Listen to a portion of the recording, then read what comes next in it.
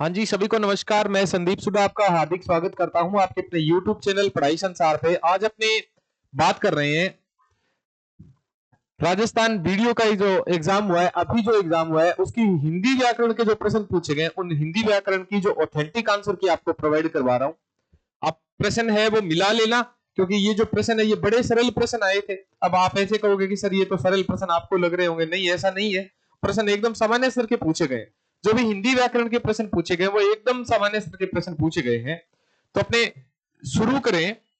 अगर शुरू करें तो पहला प्रश्न है, ये पहला प्रश्न आया है, पौराणिक शब्द में प्रत्यय है। पौराणिक शब्द है, ये पौराणिक शब्द पुराण शब्द के इक प्रत्यय लगने से बना है। बहुत बार पेपर में बताया हुआ है। जो भी आंसर की करवाता हूं उस आंसर की में ये प्रश्न है करवाया हुआ है, पुराण के इक प्रत्यय लगने से ये पौराणिक बनता है। पुराण के इक प्रत्यय लगने से ये क्या बनता है? पौराणिक बनता है। तो ये वाला उत्तर सही होगा इसमें। जो पौराणिक शब्द में कौन सा प्रत्यय आ रहा है? तो पौराणिक शब्द में इक प्रत्यय आ रहा है। सॉरी, पौराणिक में कौन सा प्रत्यय आ रहा है? तो इक प्रत्यय आ रहा है। ठीक है ना। पहला प्रश्न तो ये, इसका स्क्रीनशॉट ले लो। उसके बाद में मैं दूसरा प्रश्न करा रहा हूं कि समुद्र का पर्यायवाची नहीं है।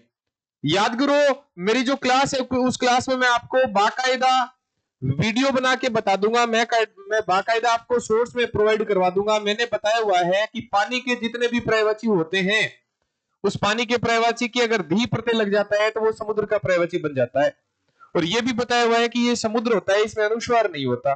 तो देखो, अंबु के धी लगने से ये अंबुधी अर्थात समुद्र का पर्यायवाची बन रहा है। वारिधी, वारी के धी प्रत्यय लगने से ये वारिधी बन रहा है, ये समुद्र का पर्यायवाची है। सागर समुद्र का पर्यायवाची होता ही है। इसके देखो, पानी के दै प्रत्यय लग रहा है, और पानी शब्द के दै प्रत्यय लगने से ये बादल का पर्यायवाची बन जाता है। ये भी मैंने आपको करवाया हुआ है। अभी ये मैंने आपको करवाया हुआ है कि पानी शब्द है, नीर, नीर का अर्थ पानी है, पानी के जय प्रत्यय लगने से ये बादल का पर्यायवाची बन जाता है।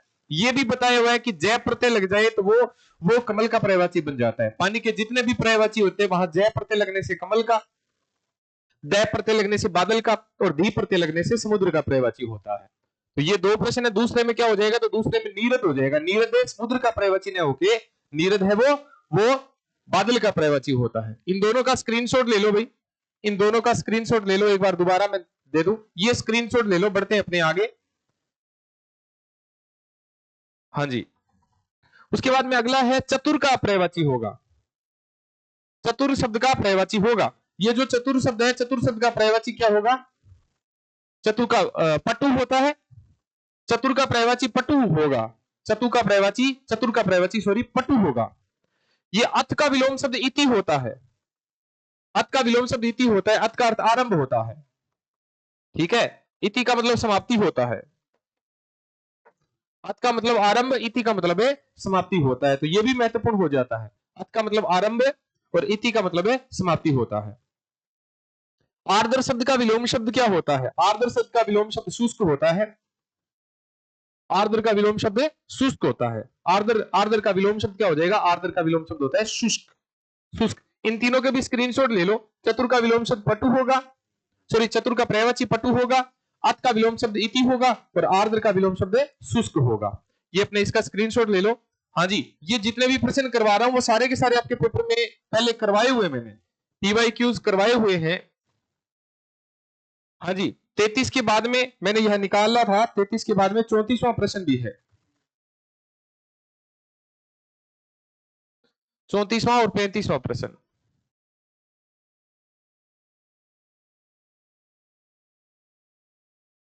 34वां 35वां प्रश्न भी हिंदी व्याकरण से संबंधित है। ये 34वां प्रश्न है, तुरंग और तरंग का अर्थ। तुरंग का मतलब घोड़ा होता है, तरंग का मतलब लहर होता है। तुरंग का मतलब घोड़ा होता है, तरंग का मतलब है लहर होता है। ये सही होगा इसमें। ये जो अवलंब, अवलंब का मतलब सहारा होता है। अविलंब का मतलब लगा शीघ्र होता है। विलंब का मतलब देरी, अविलंब मतलब शीघ्र हो जाएगा। तो इसका अविलंब और अवलंब का अर्थ क्या होता है? तो अवलंब का मतलब सहारा, अविलंब का मतलब है शीघ्र हो जाएगा। ये उत्तर सही होगा भाई। ठीक है। अवलंब का मतलब सहारा, अविलंब का मतलब है, इस अविलंब का मतलब होगा शीघ्र। अविलंब मतलब बिना देरी के, बिना देरी के मतलब है शीघ्र हो जाए। ठीक है, शीघ्र होगा ये। 35 के बाद में अगले प्रश्न है, वो है 50वां प्रश्न।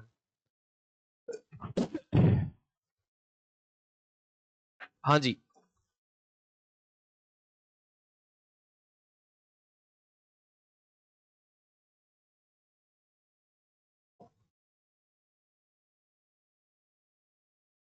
ये 50वें प्रश्न है। 50वां प्रश्न है, आद्यंत शब्द का उचित संधि विच्छेद क्या होता है? इसका सही संधि विच्छेद है आदि प्लस में अंत से मिलकर आद्यंत बनता है। इसमें कौन सी संधि हो रही है? इसमें यण स्वर संधि हो रही है भाई, याद कर लेना। ठीक है, आदि प्लस में अंत से मिलकर आद्यंत बनता है, इसमें कौन सी संधि हो रही है? इसमें यण संधि हो रही है। अगला देखो, धर्म प्लस में उपदेश से मिलकर ये धर्मोपदेश बनता है। अब देखो, धर्मोपदेश, यहां धर्मोपदेश है, ये इसका उत्तर नहीं होगा, असली ये होगा धर्म प्लस में उपदेश से धर्मोपदेश। देखो मैं लिख के बता रहा हूं ताकि आपको समझ में आ जाए, ये धर्मोपदेश। कई बच्चों ने ये जल्दबाजी में कर दिया है और वहां ये गलत हो गया उनका।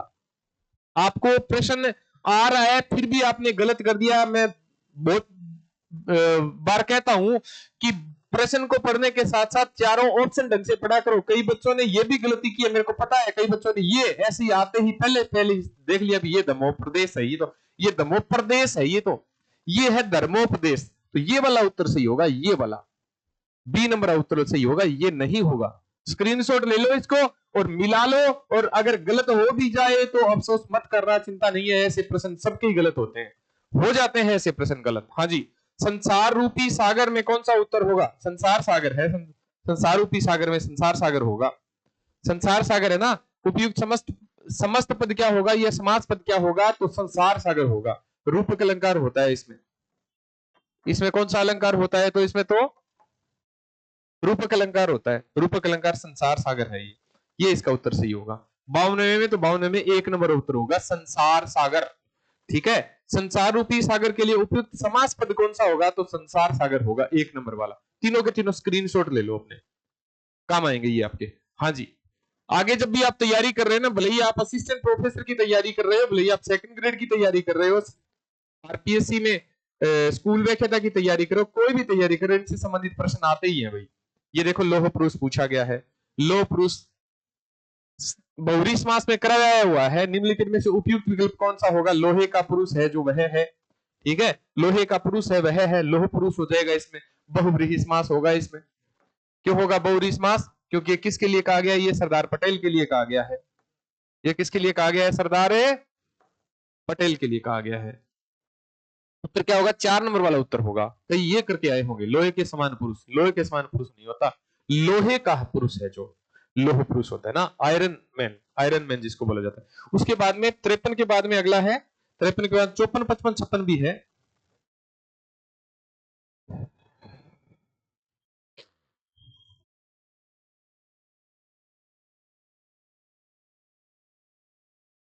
ये देखो, आगत में, आगत शब्द में अभी उपसर्ग जोड़ने से किस विकल्प का सही शब्द होगा? अभी प्लस में आगत से ये अभ्यागत बनता है, ये अभ्यागत बनता है। और ये कौन सी संधि के तहत बनता है? ये यण संधि के तहत बनता है। ये यण स्वर संधि के तहत बनता है। ये देखो, एक नंबर वाला ऑप्शन ही सही हो जाएगा। यहां अभ्यागत, अभ्यागत, अभिगत, अभगत, तो ये एक नंबर वाला ऑप्शन है, सही हो जाएगा।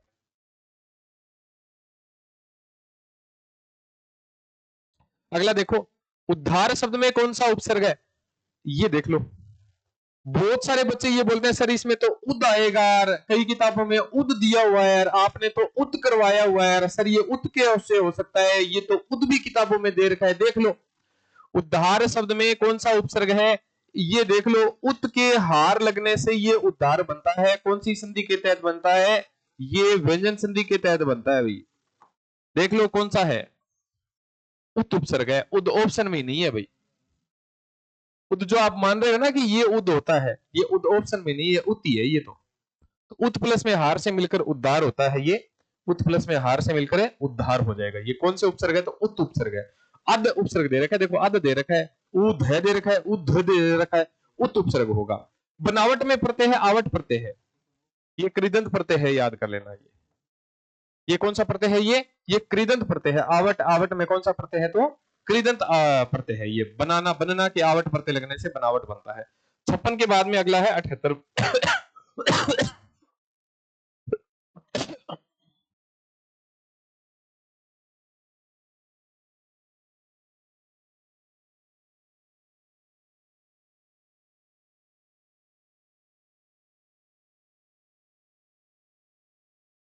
हाँ जी,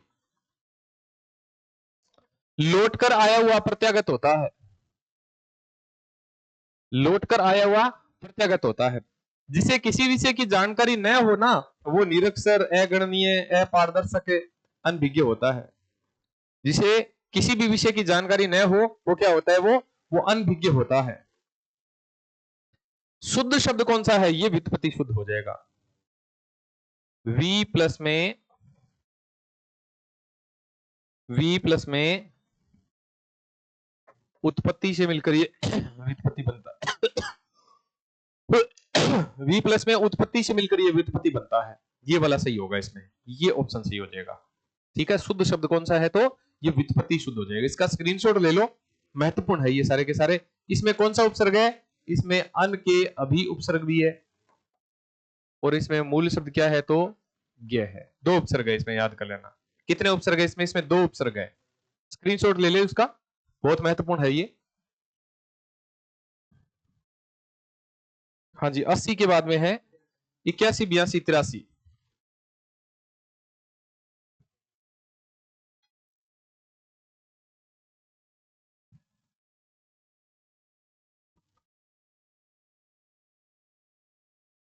इक्यासी, 82 और 83। हाँ जी, देखो उज्जवल शब्द है, यूनिवर्सल शब्द है, बहुत बार पेपर में आया था, अब दोबारा ट्रेंड में आ गया। देखो दोबारा ट्रेंड में आ गया उज्जवल। उत प्लस में ज्वल से मिलकर ये उज्जवल बनता है। कौन सी संधि के तहत बनता है, ये व्यंजन संधि के तहत बनता है। निम्नलिखित वाक्यों में से शुद्ध वाक्य का चयन कीजिए। इसमें शुद्ध वाक्य होगा, इस विद्यालय में 200 छात्र हैं। 200 छात्र इस विद्यालय में दो है, 200 छात्र विद्यालय में है, इस विद्यालय में 200 छात्र हैं। क्वेश्चन नोट अपना, ये 4 नंबर वाला ऑप्शन सही हो जाएगा। इस विद्यालय में 200 छात्र हैं, 200 छात्र विद्यालय में हैं। ठीक है, अधिकरण में पेपर, ये वाला ऑप्शन सही होगा, 200 छात्र हैं इस विद्यालय में, 200 छात्र हैं, ये वाला उत्तर हो जाएगा। हाँ जी, मिटा रहा हूं मैं। अगर आपको स्क्रीनशॉट लेना है तो आप ले सकते हो, स्क्रीनशॉट ले लो, उसके बाद में अपने आगे बढ़ते हैं। ले लो स्क्रीनशॉट। हाँ जी, डन। हाँ जी,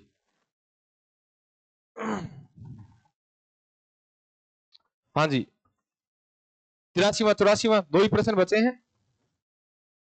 हाँ जी, शुद्ध वाक्य का चयन कीजिए। साहित्य और जीवन का घनिष्ठ संबंध है, ये वाला उत्तर सही होगा। साहित्य कठिन जीवन का संबंध है, साहित्य है जीवन भी असंभव है, साहित्य जीवन अपूर्ण में अद्भुत है, नहीं कोई मतलब नहीं, अधूरा है। साहित्य और जीवन का घनिष्ठ संबंध है, ये मैंने पेपर में करवाया हुआ है। घोर संबंध वहां है, शुद्ध था, मैंने बताया था साहित्य और समाज में घनिष्ठ संबंध होता है, घनिष्ठ संबंध होता है, घोर नहीं होता। ये करवाया हुआ है आपको, देख लो। अपनी खिचड़ी अलग पकाना मुहावरे का अर्थ होगा, अपनी खिचड़ी अलग पकाना मुहावरे का अर्थ होगा साथ मिलकर न रहना। अकेले खिचड़ी बनाना, समूह का नेता बनना, साथ मिलकर खिचड़ी बनाना नहीं होगा, सही विकल्प होगा साथ मिलकर न रहना। ये हिंदी व्याकरण के प्रश्न है।